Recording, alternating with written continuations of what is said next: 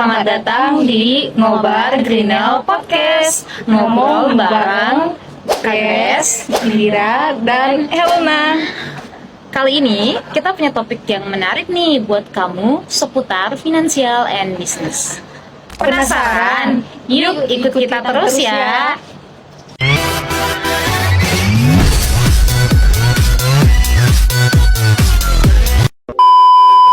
Halo guys, hari ini kita punya topik yang sangat menarik di dalam dunia keuangan, yaitu kontingensi, derivatif, dan segmen usaha. Bersama saya, udah ada dua teman saya, kita panggil saja Grace dan Indira. Terima kasih Elna, senang bisa bergabung.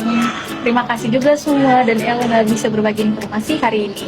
Ya, terima kasih juga ya. Nah, sekarang kita akan bahas topik yang pertama, yaitu derivatif. Saya akan bertanya kepada Kak Grace. Kak Grace, apa sih derivatif itu sendiri? Derivatif itu perjanjian kontrak antar penjual dan pembeli atas transaksi jual beli suatu barang. Jadi barang itu bisa berupa aset finansial atau komoditas.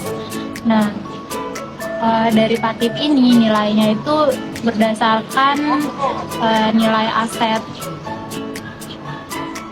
pokok, dan dia itu dilakukan oleh kedua belah pihak yang tadi, penjual dan pembeli. Aset derivatif itu bisa berupa saham, obligasi, komoditas, atau juga bisa indeks pasar.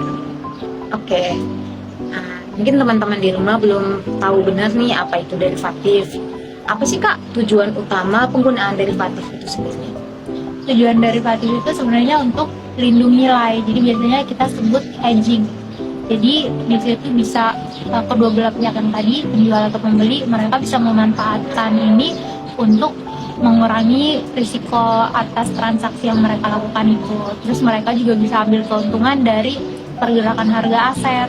Terus bisa juga untuk menghindari fluktuasi bahan baku atau kenaikan mata uang atau yang fluktuasi mata uang yang bisa terjadi kapan aja. Nah, kalau menurut aku sih derivatif ini juga bisa sewaktu-waktu bisa meningkatkan likuiditas dari pasar sendiri dan memungkinkan harga akan lebih efisien. Jadi di samping penggunaannya juga, derivatif ini juga kita harus mengetahuinya ada juga risiko dari derivatif penggunaannya sendiri jika dalam konteks penggunaannya tidak menggunakan strategi manajemen risiko secara tepat. Jadi kemungkinan juga nanti akan timbulnya suatu risiko dari penggunaan derivatif sendiri. Itu sih kalau menurut aku. Baik teman-teman, menarik ya. Kita udah bahas tadi apa itu derivatif, terus tujuan utamanya. Nah, nggak pakai lama-lama lagi, kita lanjut ke materi kita yang kedua, yaitu kontingensi. Balik nih, sekarang kita akan tanya ke Kak Indira. Kak Indira, apa sih kontingensi? Kontingensi itu dalam konteks keuangan. Nah, di sini saya akan membahas dan menjelaskan secara umum pengertian dari kontingensi dulu. Di mana kontingensi itu kalau kita ketahui itu secara umum adalah suatu hal yang dilakukan dari awal, namun hal tersebut bertujuan untuk mendapatkan hasil. Nah, hasil dari tujuan itu kita belum mengetahuinya, hasilnya akan jadi apa, dan seperti apa untuk di masa depan. Jadi ini tergantung dari suatu peristiwa atau kejadian di masa depan. Jadi ini merupakan suatu hal dalam arti wanti-wanti sih. Jadi kita tetap buat suatu perencanaan atau tindakan, namun hasil atau hasil akhirnya itu kita tidak mengetahui akan jadi seperti apa. Nah, itu secara umum. Kalau misalnya dari konteks keuangan, itu derivatif kontingensi ini sendiri dikatakan sebagai suatu kewajiban atau aset jika terjadinya atau diperlukannya di masa depan. Nah, ini bertujuan agar kita bisa memprediksi kejadian ataupun hal yang mungkin akan mempengaruhi kondisi keuangan suatu perusahaan. Jadi suatu hal yang dikatakan kita diajarkan untuk bisa memprediksi suatu hal di masa akan datang, namun kita tetap membuat perencanaan awal atau langkah awal. Namun hasil akhirnya itu tergantung dari peristiwa akhir sih untuk di masa depannya. Begitu aja sih. Apakah teman-teman melalui penjelasan singkat atau umum ini masih rada-rada bingung mengenai kontingensi atau memerlukan satu contoh konkret agar kita bisa sama-sama paham begitu? Baik, terima kasih Kak Indira. Saya mungkin mewakili teman-teman pendengar mau tahu nih Kak, contoh konkret dari kontingensi itu apa?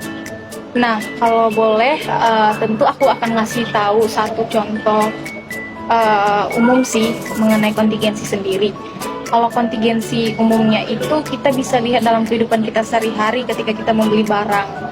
Biasanya ada suatu bentuk garansi ya, garansi dari produk yang kita beli, baik itu laptop, komputer, handphone, apalagi emas. Nah, biasanya garansi itu merupakan suatu bentuk kewajiban yang akan dilakukan oleh suatu perusahaan ataupun toko yang menjual barang tersebut sebagai imbalan hasil jaminan ketika produk yang kita beli sebelumnya mengalami kerusakan, mengalami ketidaksesuaian apa yang kita inginkan. Nah, begitu.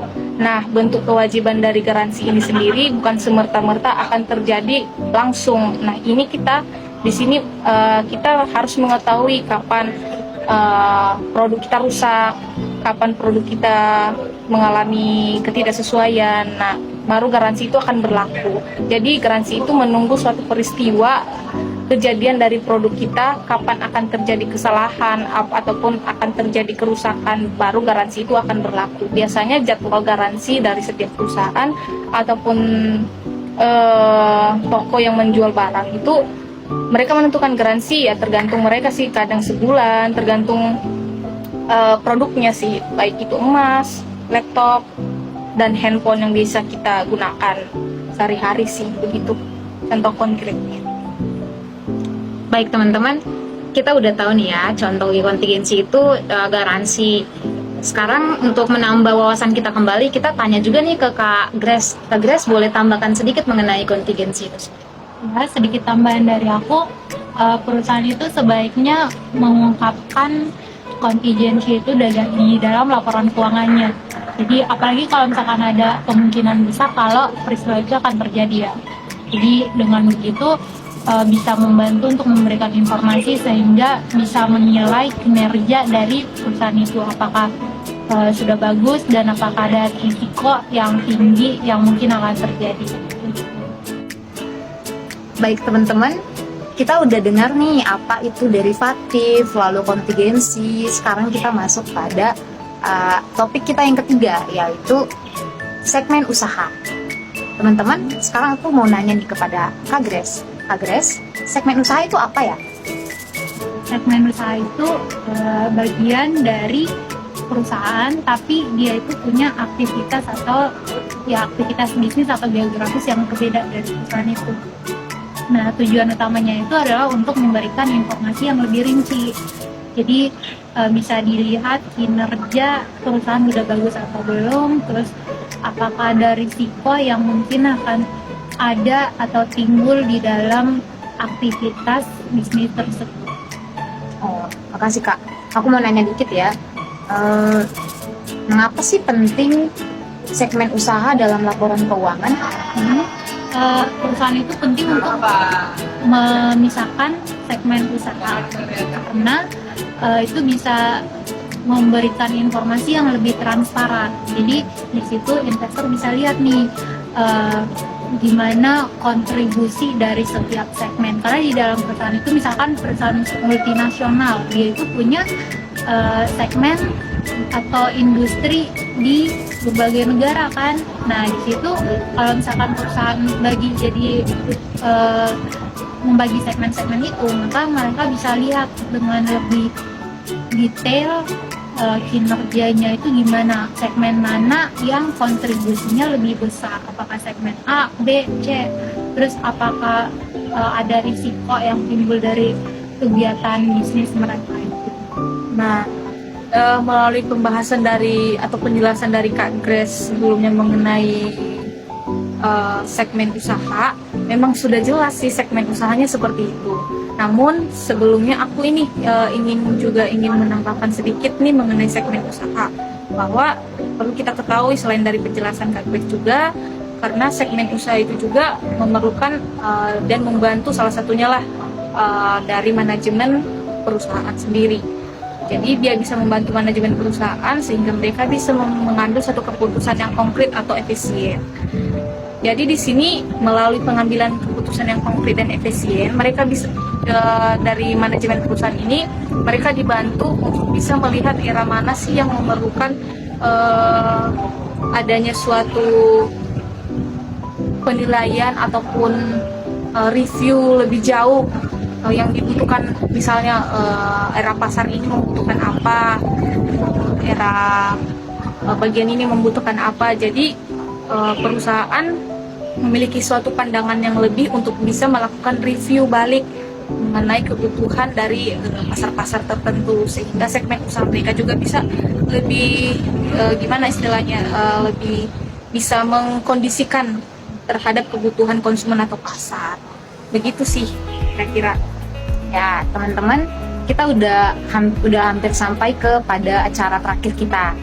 Nah, terima kasih kepada Kak Grace dan Kak Indira ya.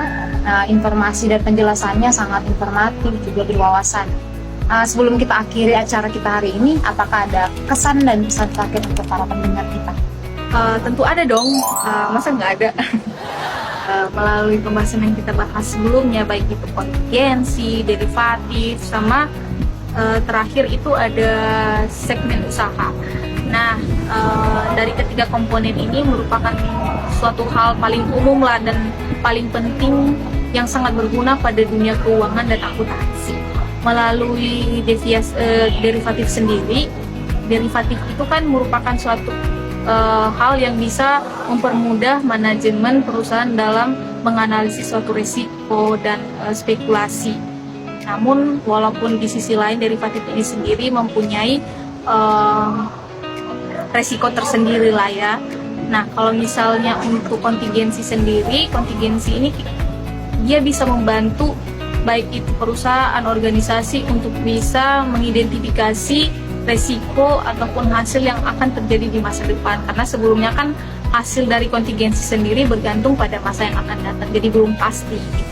Kalau untuk yang terakhir untuk segmen usaha sendiri ya kita baik itu perusahaan bisa membantu perusahaan dalam menggali berbagai informasi, karena struktur dari segmen usaha ini tersebut membutuhkan yang namanya informasi lebih agar setiap perusahaan bisa mereview dan menganalisis hal-hal apa saja yang bisa mereka identifikasi untuk kepentingan konsumen maupun pasar untuk segmen perusahaan mereka sendiri. Jadi ketiga komponen ini merupakan unsur yang berguna dan merupakan alur yang utamalah untuk mencapai suatu kesuksesan dalam bisnis ataupun usaha. Kalau tambahan dari aku, untuk teman-teman nanti kalau misalkan suatu saat bikin perusahaan sendiri, teman-teman bisa manfaatkan nih informasi yang tadi udah kita sampaikan.